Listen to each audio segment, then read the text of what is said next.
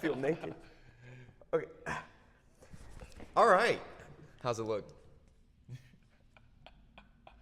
You're adorable, buddy.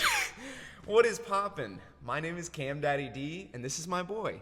Ty, Ohio. And we are Hellbent. Hellbent. Kick us off, Ty. Just a couple words in the beginning here. Shout out to Doot Loot.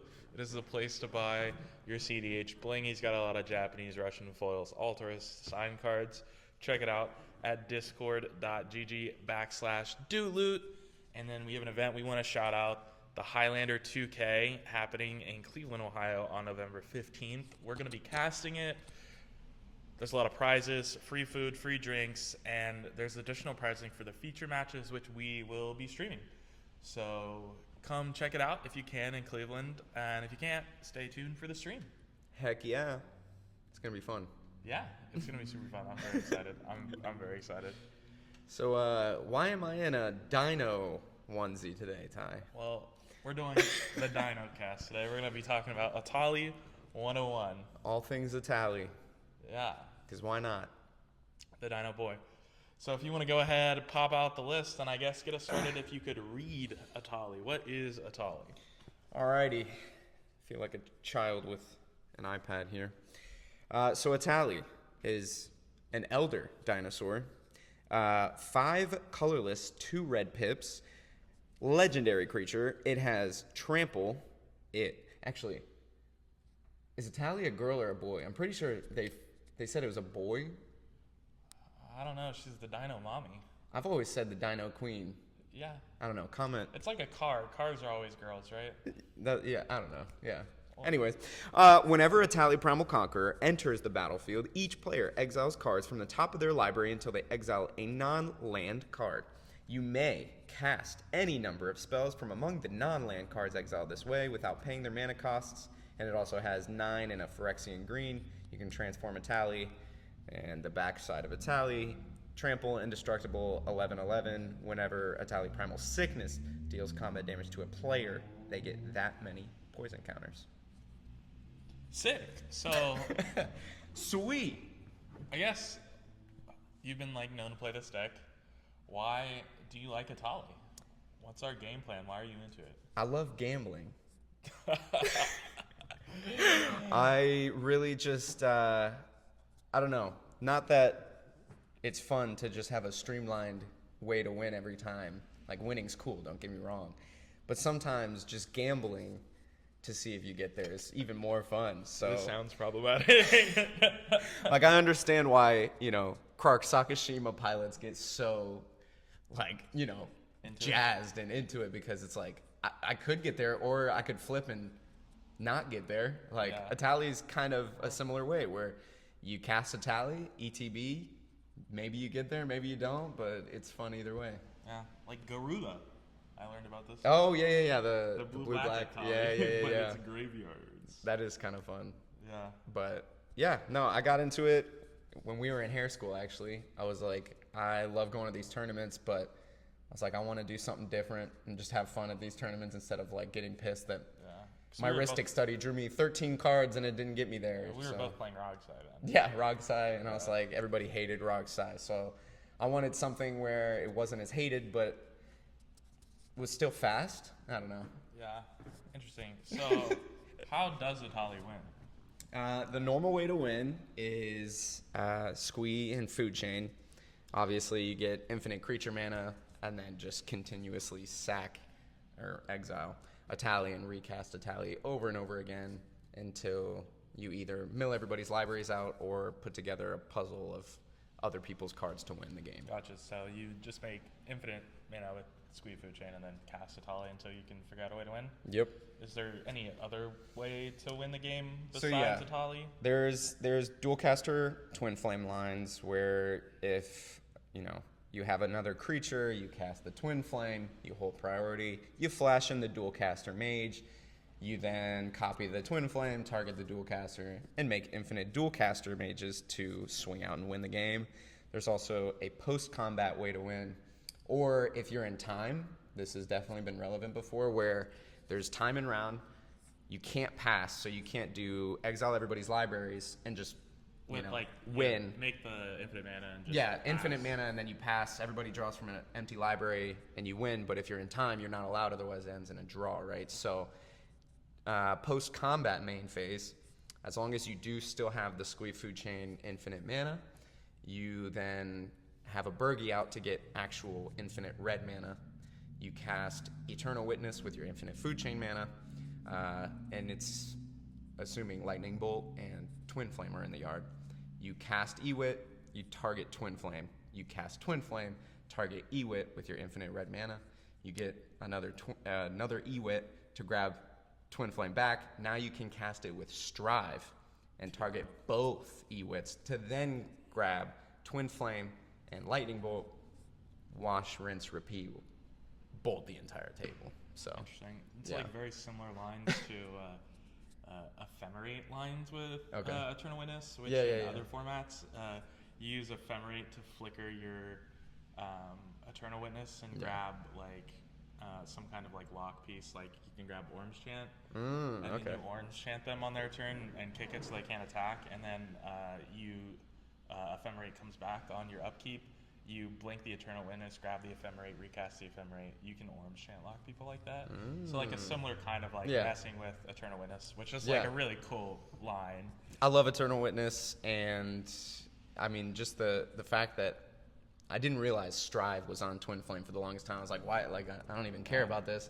And then in the Etali Discord, shout out the Etali Discord, we were like cooking one day and we're like, oh, wait, you can totally win in time without having to pass the turn. So Very cool. But yeah, Very cool. super fun list. If you love to gamble, I mean, it's just, loads of fun.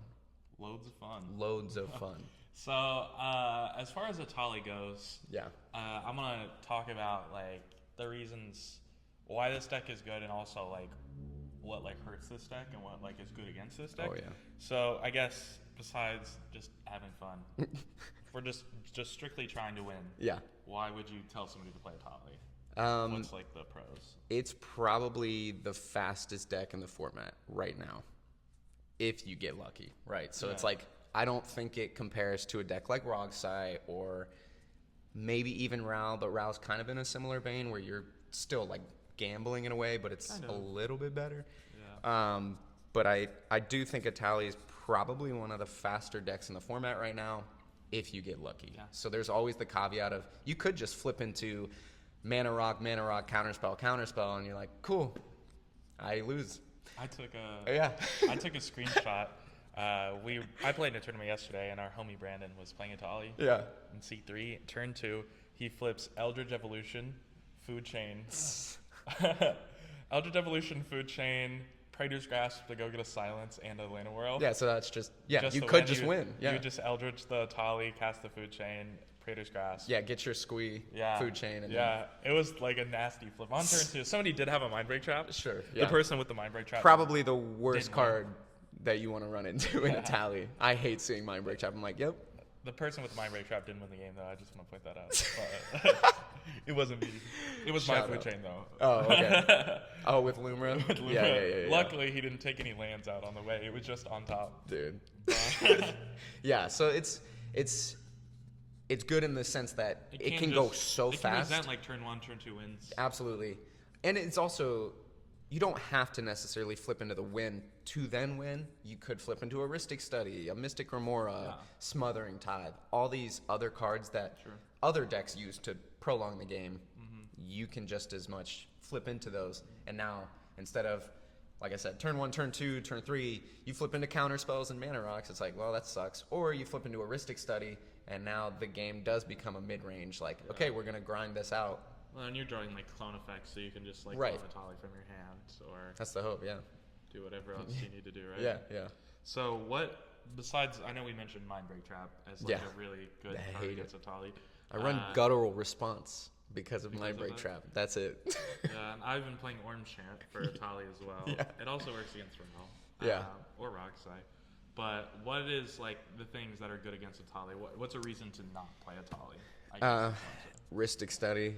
Yeah. Rhystic Study is still a card, so the thing that sucks is, every time you cast a tally, that's one Ristic study, assuming you're not going to pay, which normally you're not going to pay because it's a storm deck at its core. You want to continue doing things to continue chaining Etalis, right? So you're given one off of Ristic study, and assuming it resolves, you're then probably going to feed them 4 more cards. So somebody drops a Ristic study going into your turn, knowing you're about to cast a tally, you're like, well, I'm at least probably feeding them anywhere between 1 to 5 cards. So it sucks seeing a Ristic, but doesn't mean we don't jam, because hopefully they're tapped out, and then you're just worried about a Force of Will, a Mind Break Trap, I guess a Pact, but hopefully they don't have the mana for it. So or like a Silence in response. Silence sucks. Yeah.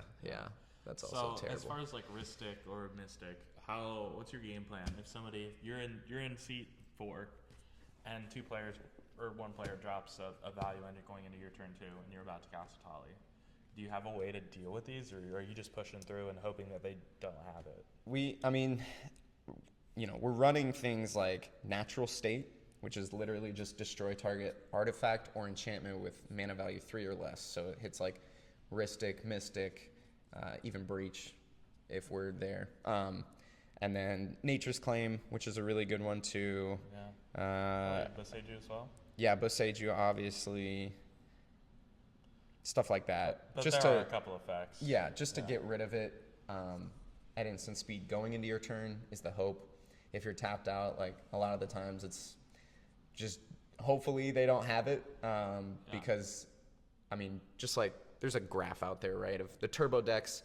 They're up here, and then as the game goes, you kind of dip down, whereas like a mid-range, they start here, and then as the game goes, kind of like opposite, right? So if you're on the turbo plan, Etali's just got to do the thing. Got to do the dino thing. Jamming, right? Yeah, you got to pray. So I completely understand like playing so much Rockside. Oh, and dude. You too. Like, yeah. Just jam. You just have to. Yeah. It's like Blue Farm's only got like 7 free pieces of interaction. They probably don't have it. hopefully, Or right? they do. Yeah. And then you hopefully have a guttural response. I don't know. Guttural response is crazy. Another thing that's pretty good against Etali, Vexing Bobble.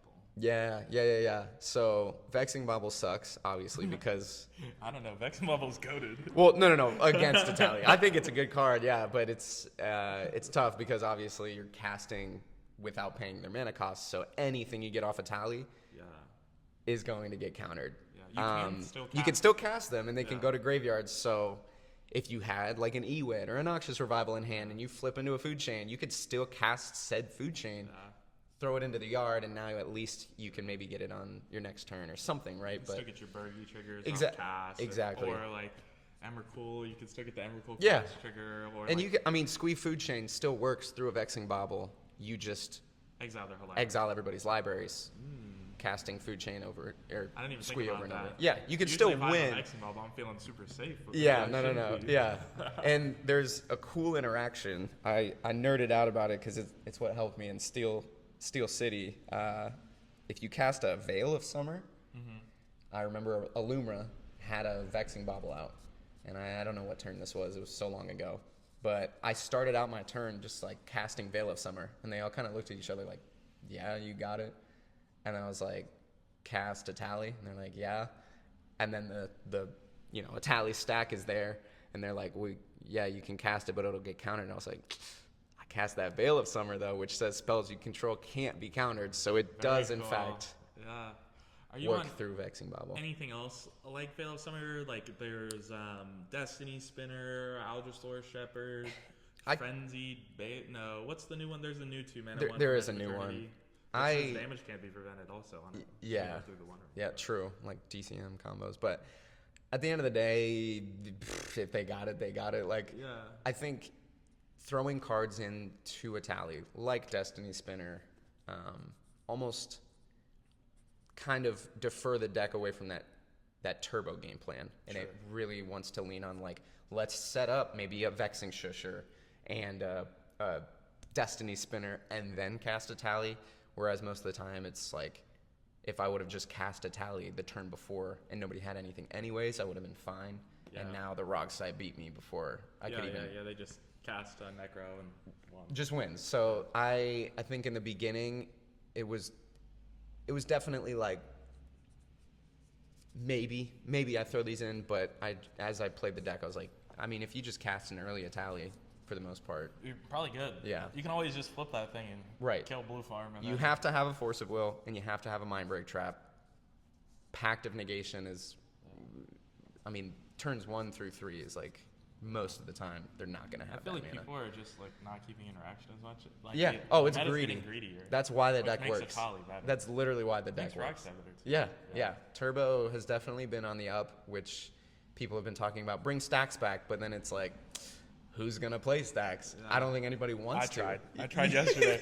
So yesterday I went to a tournament, played Lumra, and I registered Collector Oof, Tabernacle. Oh, you did have Oof in the list? Yeah, Root Maze. Dude. In my pods, in my 4th pod, there were 2 Mardu decks. There was Timna Dargo and Timna Rograk, and the other deck was not Blue Farm, another like turbo deck, and I was like, oh my god, we're so cooked.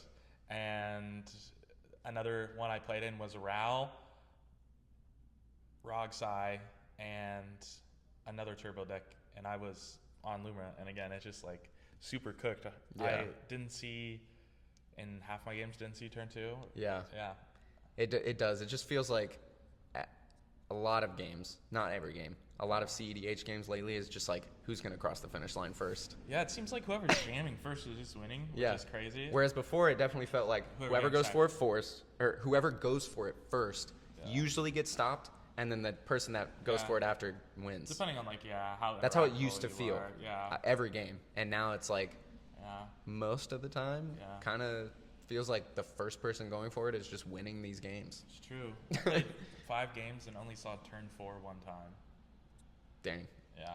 And I won. But you won And that, Lumra, right? But like, yeah. because like, I mean, it's literally that Once you let the mid turbo and then mid range. Like, Yeah. the longer the game goes on, When I was you're playing gonna win. Blue Farm, like, it's way easier to secure turn 4, 5, 6 when you're like playing value engines and you have the Oh my interaction. god. Yeah, slap a Ristic and a Smothering Tide down. Yeah. Like, you're Let me tell you, probably you're winning. feeling really comfortable on turn 6 playing Blue Farm with a Fairy Mastermind and a Smothering Tide. Absolutely. And play. Yeah. You're like, oh, this game is. And that's why I think that's why Turbo kind of does sit in that sweet spot of like, well, if we just jam early before all that stuff is out on Blue Farm's board, it's like we have a better shot. Yeah.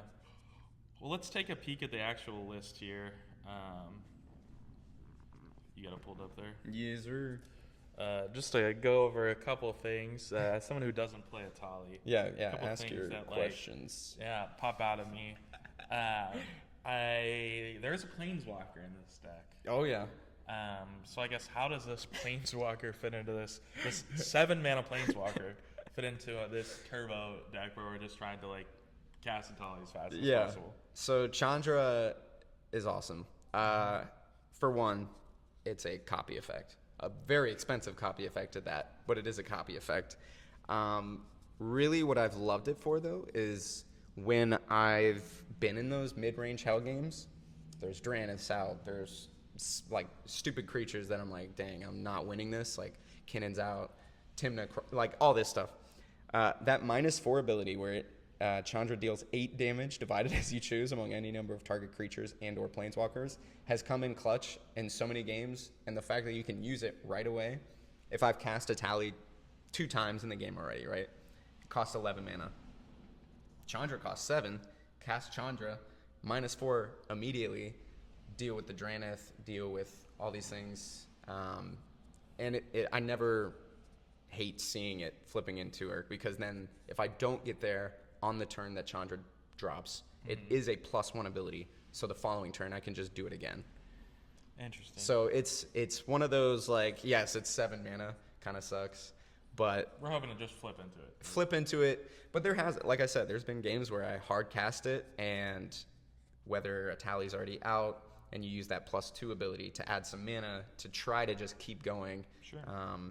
+1 ability if Etali's out, casting just Chandra +2. Like, there's a lot of niche cases with it, but the -4 has literally come in clutch multiple times. So interesting. yeah. Well, then getting to the creatures, a lot of these make sense going through Birds of Paradise, Burgi, Dualcaster Mage, Elvish Spirit Guide. We briefly talked about Emrakul being a cast trigger, which is yeah. Eternal Witness, we talked about that.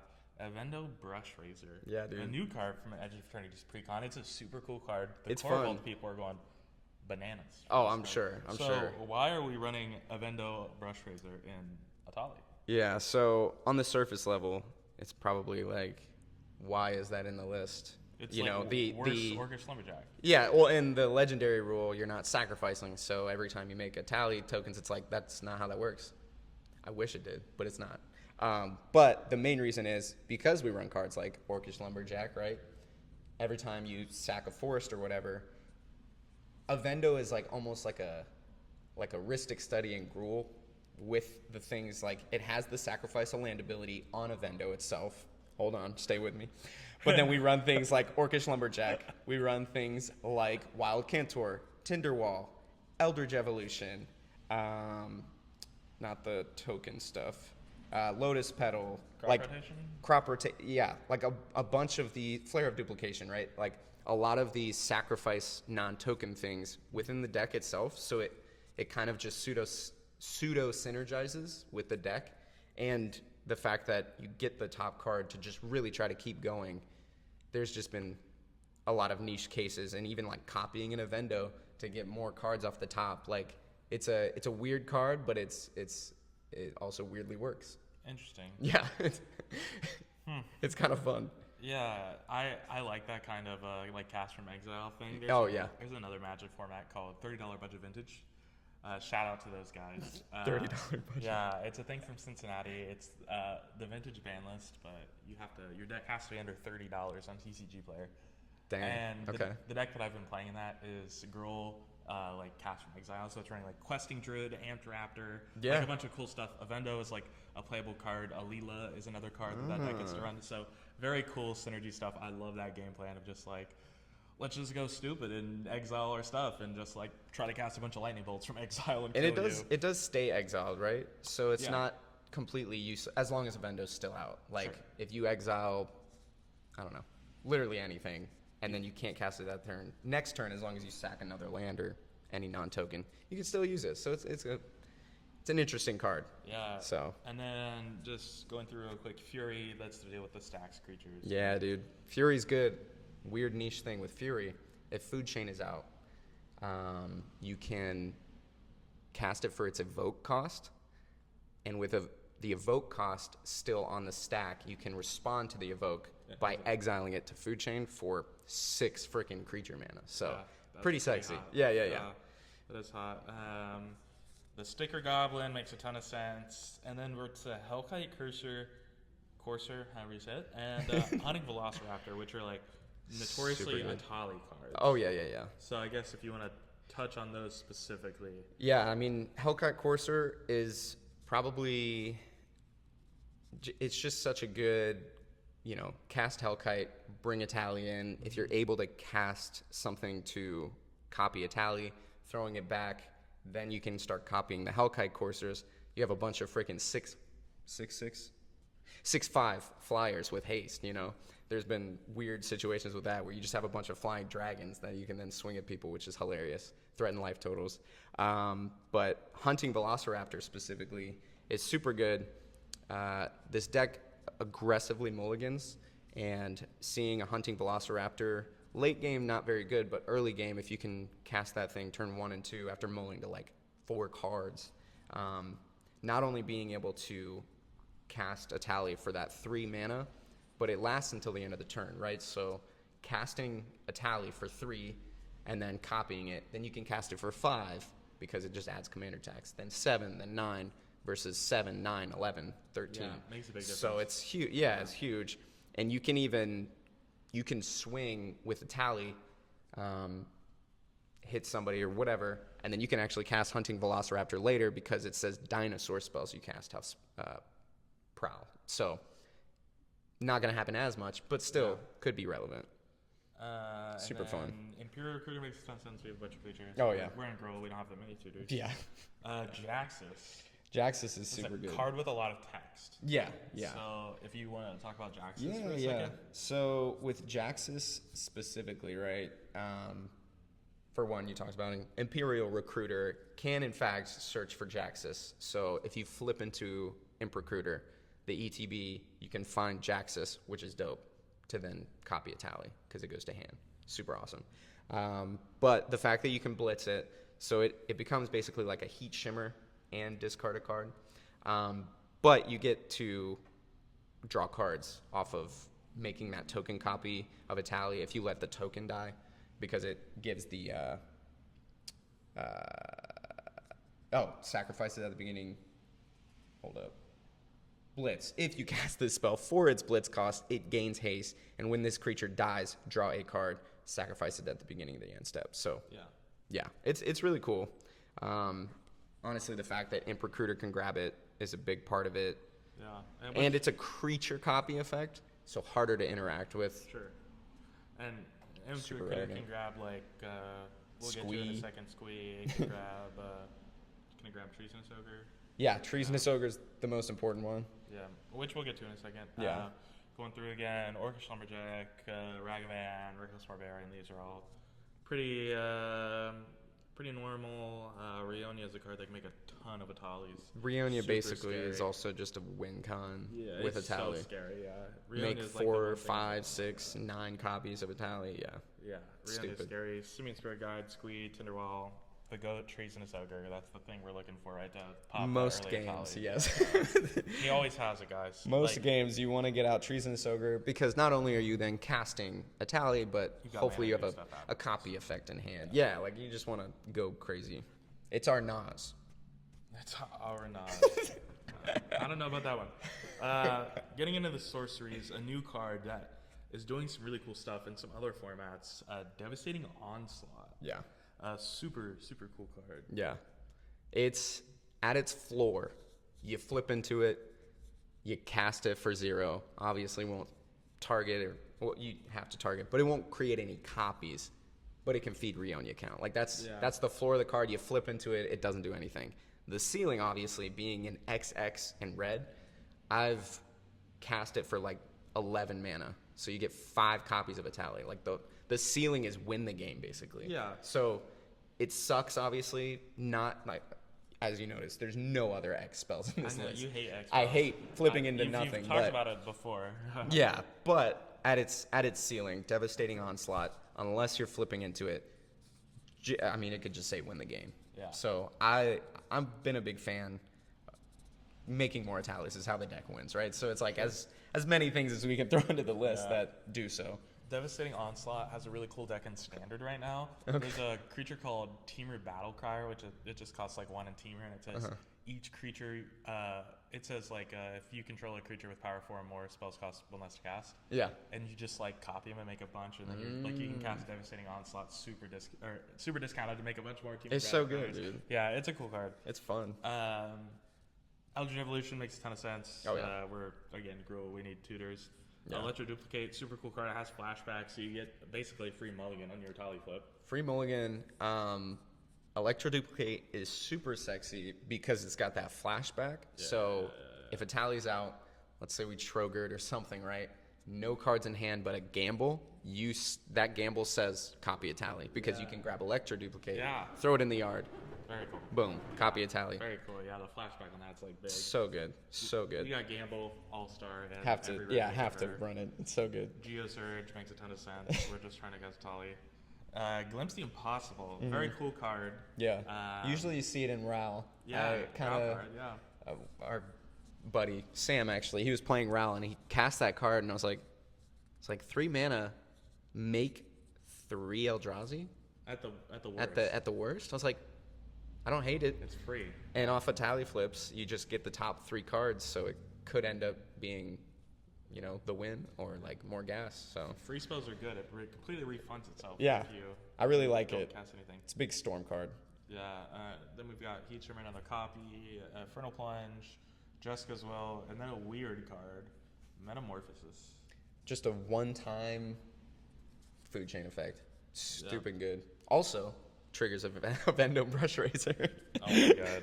The Avendo stocks. We're finding reasons to write this card. Molten Duplication, Rite of Flame, Strike It Rich, Sylvan Tutor. I added Sylvan Tutor. That card came up so much at Steel City. Being able to just turn 1, put Trogger on top, Treasonous Ogre on top. And they can know. Stop it. Like everybody, here's my main philosophy. You sit down at a table, everybody knows I'm casting Etali. Yeah. Everybody. That's the point of the deck. So why try to hide it? It's like I had so many games that I just turn 1 Sylvan Tutor, turn 2 Troger. It's like, Yeah, make it happen. yeah, it's so good. Cool. Getting in the instance, a lot of these initially make a ton of sense. Ottensville, Crop Rotation, Flexing Swat, Desperate Ritual. I guess going back to Crop Rotation, what are we crop rotationing for? Dude, all this card is, besides being another Avendo Brush Razor card. Jesus Christ. No, so I have played a lot of test hands, and having Crop Rotation as literally either just a colorless ritual, sacrifice one of your lands to grab a City of Traders or an Ancient Tomb. City of Traders also sacrifices itself for Avendo. Jesus. But also all of the fetch lands trigger Exactly, Avendo Brush they do. Razor. They do. Anyways, but yeah, no, Crop Rotation has been huge for just being able to turn 1 a 3 mana type of spell. Like you have a Crop Rotation and a Lotus Petal, and being able to just turn 1, sack a land, get an Ancient Tomb, and like Lotus Petal to wheel everybody or something, like anything really. But it's been super clutch, and also flipping into a Crop Rot when I just need that green mana to cast my Food Chain. It's like I can sacrifice a land, throw down a command tower. Yeah. So I'm not on Guy's Cradle You're not on Talon Gates either. and not on Talon Gates. It is literally just a ritual or a colored mana source off a flip. Makes sense. Yeah. We're running Desperate Ritual. We have no other arcane spells though, right? No. Yeah, that's just happenstance. Splice is a cool mechanic though. That's for another Oh, time. the splice. That's for another time. Eldrazi Confluence, a card I really So like. good. Lumra, freaking Oh, all-star. dude, I love this card. Emerald Charm. Flare makes no Dude, sense. Guttural Response. Flare. Let me talk about Flare. It's goated. It's just so, and I'll talk about the Etali stack for a second. So flipping into, let's just say, like Flare, Demonic Tutor, and 2 other cards that don't matter for this scenario.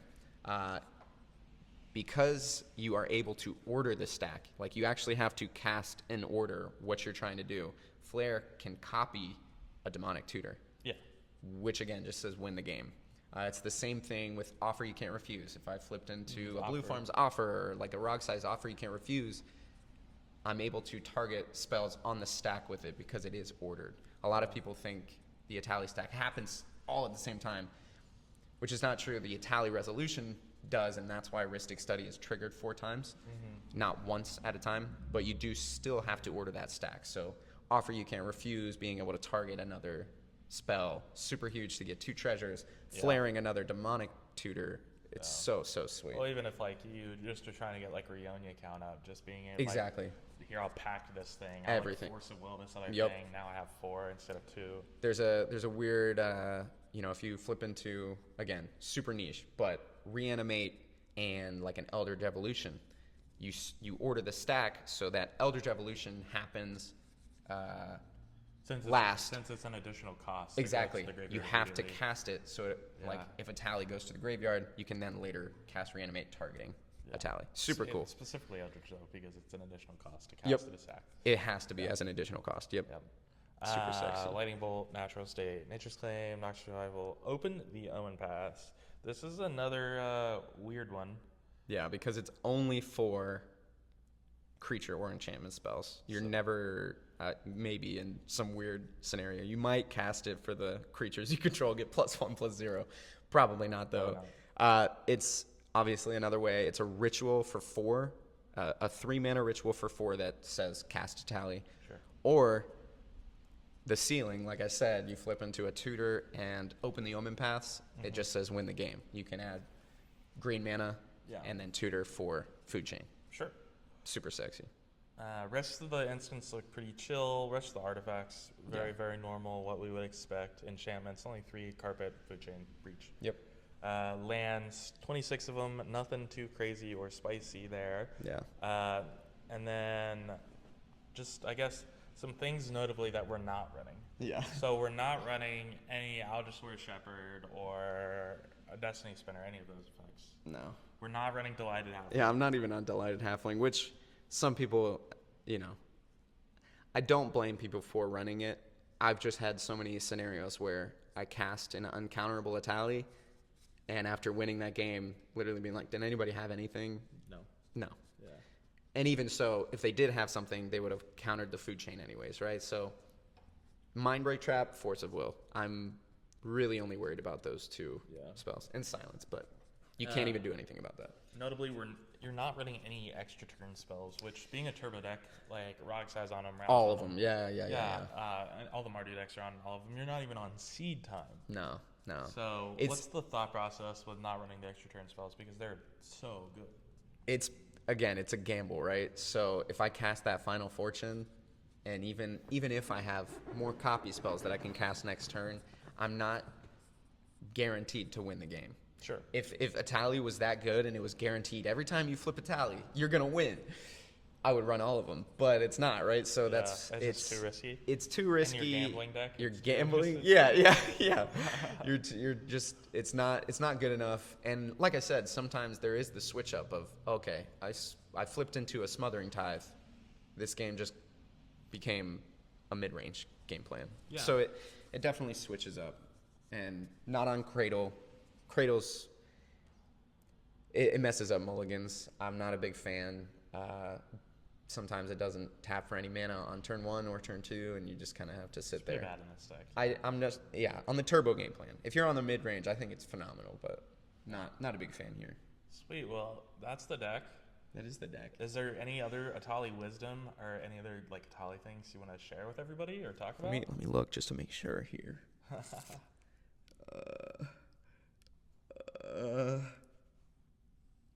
I don't think so. It talks about winning with the E-Wit loops. Yeah. Pretty cool. Worst comes to worst, you flip Etali. That's plan Z. So you go at killing. That's really it. Killing though. again. Yeah. You can always run Finale.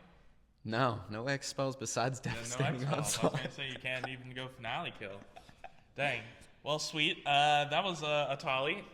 We'll take a little break and we'll come back with some phone calls. Phone calls. All right.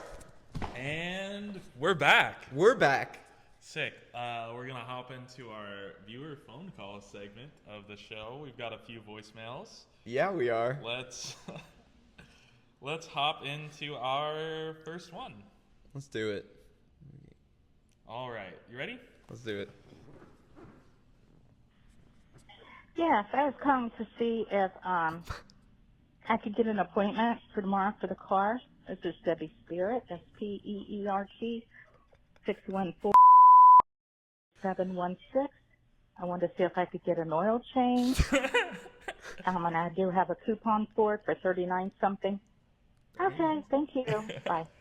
Well, thanks for calling, Debbie. Thanks, Debbie. Unfortunately, this is a CDH podcast and we don't do oil changes. Debbie, we are not the guys you want for an oil change, so. Yeah, these are soft hands. I've never worked a real job. I'm a barber. All right, we've got another call coming in right here. Let's give it a listen. Hey there, guys. It's Sadfoot who's calling in. I've got a question for you. I've been playing Grenzo, and I understand that there's a bit of a stigma about stacking the cards on the top of your deck. I'm wondering, how do you feel about stacking the cards on the bottom of your deck, which is distinctly different? Also, do you have any advice for, sly ways to stack the bottom of your deck without other people noticing in case they take offense to it, which I don't see why they would. I'm not stacking the top of my deck, but you never know. All right, thanks. Sly ways of stacking the bottom of your stacking the bottom of your deck. Gosh, I can't remember the last time I saw somebody playing Grenzo. Grenzo, the casual goat. I guess don't cheat. If you ain't cheating, you ain't trying. But if you ain't cheating, you ain't trying. Mold a 4 and throw the best 3 cards of your hand on the bottom. I feel like there's some other cards that let you put a card on the bottom of your library. There's some there's Grenzo. There's stuff. There's some Grenzo tech. Dude, that's so Honestly, funny. Is Grenzo I know there's a stigma CDH about deck? stacking the top of your deck. I love you, Duncan. Hey, thanks for the call. All right, we've got one last one. We'll give another one a listen here. Here we go. Let's try that again. It's Andrew Taylor. Thanks for the call, Andrew. Thanks for the call, Andrew. 2 cards I want to talk about. First, Peter Parker's camera. Just want to know the thoughts. Copy the Reunion trigger. Get all the Etalis. Second one is Sheltered by Ghost. It's a pretty playable card, but I just want to hear the conversation and the fun interaction around putting it on a spell Skype. Just mull it over. Okay, so let's break it down. Yeah. Peter Parker's camera. Peter Parker's camera and Sheltered by Ghost. If you want to... I guess. I know both those cards. Do you, if you want to pull I know one Peter up? Parker's. I was going to check. Okay, so Peter Parker's camera, copying a Reunion trigger. At the beginning of combat on your turn, create X token copies that are copies of another target creature you control, where X is 1+. Exile them. So yeah, I mean, if you had 5, copy. The Peter target Parker's camera ability. is a cool card. So Peter Parker's camera is a 1-mana artifact that comes in with film counters. You can pay 2, tap it, remove a film counter, and copy a target activated or triggered ability you control. Yeah. Which is pretty cool. You can find it off of an Urza Saga. You can find it off of Tezzeret. I know that you're not on Tezzeret, but I know some other Etali players that we know really are big on Tezzeret. Yeah. Finding that Peter Parker's film camera. Peter Parker's film camera. It's a pretty cool card. I know that in some lands deck, people are really liking it. You can find it off Urza Saga, and then you can copy an Elvish Reclaimer's activated ability. So you get 2 land searches, which usually is enough to get there. Right, like in Lumra, if I can find Mirror Pool, Lotus Field, like I'm going to win the game. So that's a pretty cool thing, and I know Sam Black in his newest podcast talked about it in Rogthras, doing like the same sort of lands thing. Just copying all those activated and like triggered abilities. Sometimes even just like copying a Thrasios activation is like enough to do what you need to do, but like the upside really being like Spellseeker, 2 tutors off Spellseeker, 2 tutors off Imperial Recruiter. Like there's some big upside. I think Peter Parker's film camera is a really interesting card. It might be one of the most playable cards out of Spider-Man for CDH. I guess in Etali specifically, the only problem I have with it is I'm Hellbent. I'm either Hellbent or just out of mana most of the time. So that 2 extra mana, like it being 1 mana is super cool. It's better than like Strionic Resonator because it also has activated abilities. But I don't know. I feel like I'm always just, running by the skin of my teeth. Like no mana left, just praying that Etali flips into something good. The Reonia thing too, if it's like, most of the time Reonia count's going to be around like 3, 4, 5, depending. And I feel like I already win. So I don't know that I necessarily need a Peter Parker's film camera. Yeah. Try saying that 3 times fast. Peter Parker's film camera. Peter Parker's film I can't even say it. But yeah, I don't know. That'd be interesting. I know there's some like interesting stuff you can do too with like copying the Eternal Witness activated ability and like getting 2 cards. Or the trigger. Yeah, the trigger so you can find Eternal Witness. You can find Snap, Infinite Mana, and with your other Eternal Witness. I think it makes perfect sense in like a Rogthras build. The Rogthras graveyard stuff. Yeah. That'll be the next like for fun CDH check I build. It's like very cool. Rogthras. Yeah. Yeah. The and then that second thing. Sheltered by Ghost. Sheltered by Ghost is a 2-mana aura from Duskmourn. Very, very cool card outside of CDH. I've never really thought about the implications inside CDH. If you want to read Sheltered. Sheltered by Ghost. 1 colorless and 1 white mana, 2 total for Enchantment Aura, like you said. Enchant creature you control. When Sheltered by Ghost enters, exile target non-land permanent and opponent controls until Sheltered by Ghost leaves the battlefield. And then enchanted creature gets +1/+0 and has lifelink and ward 2. So he asked how that interacts with Spellskite, right? Yeah. I mean, you could just make them exile the Spellskite. I don't know that I want to put it on my. I don't know that I want to put it on my Spellskite because. So the what he's saying is if you can give Spellskite ward 2, and then somebody casts something, targeting a permanent you control, and then you redirect it to Spellskite. Now there's a ward trigger they have to pay for. So anything they target ever, you can just pay the 2 life, and now have it target Spellskite, and if they can't pay the 2, it's countered. Correct. That's kind of sexy though. I mean, it's interesting. Super niche, but like pretty sexy interaction. This card outside of CDH is like so goated. It's like awesome in standard. Yeah. It is like a pack 1, pick 1 in draft. Like this is like an uncommon that I will take over most rares, just because lifelink is so big. Oh, yeah. And in Duskborn, it's like all about enchantments. There's lots and lots of enchantments, and there's not all that glitters, but there's another enchantment that says this creature gets +1/+1 for each enchantment you control. There's an aura that does that. So if you can get that and it's sheltered by ghost, you're swinging like a 6/6 lifelinker every turn. Well, and I'm sure Ward 2 and Limited or any 60 it's a card, big it's deal. like you got to tap out basically to target this thing now. So Yeah, they do get their thing back, true. but I'm still swinging like a 6-inch lifelinker. The life gain swing is huge. Yeah, that's So sheltered by ghost, super cool card. Yeah. Sweet. Well, thanks for the calls, everybody. Yeah. I guess if I missed anything in this Etali episode, feel free to comment below. I'm sure there's so many niche, cool interactions that I just forgot to talk about. One of which, I totally, just off the dome, Tainted Pact is basically a win con in Etali. Yeah, you go get Food Chain, Exile Squee on the way. Hopefully. It's all a gamble. I did. This deck's a gamble. I recently won a tournament, and in the top 4, Etali flipped Consultation. Naming and Food Chain. Consultation Imperial Seal. And Oh. Console did first. Well, Imp sealed first to put Squee on top, I'm sure. Yeah. Food Chain also happened to be in the top 6. It was No. it was the 6th card. But that's the gamble you take. Yeah. It's a gamble. Yeah. It's so. But thanks everybody for continuing to watch these silly videos of ours. We're just learning as we go, and we appreciate it. So. Yeah. All right. Thanks. Turkey.